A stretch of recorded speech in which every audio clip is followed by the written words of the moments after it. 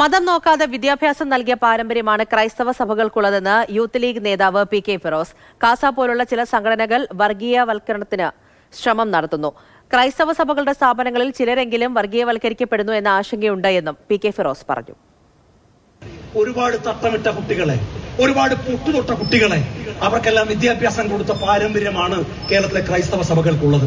ഇപ്പോഴും കേരളത്തിൽ നിരവധി ക്രൈസ്തവ സഭകൾ നടത്തുന്ന വിദ്യാഭ്യാസ സ്ഥാപനങ്ങളിൽ തട്ടമിട്ടുകൊണ്ട് തന്നെ പെൺകുട്ടികൾ പഠിക്കുന്നുണ്ട്, മുസ്ലിം പെൺകുട്ടികൾ പഠിക്കുന്നുണ്ട്.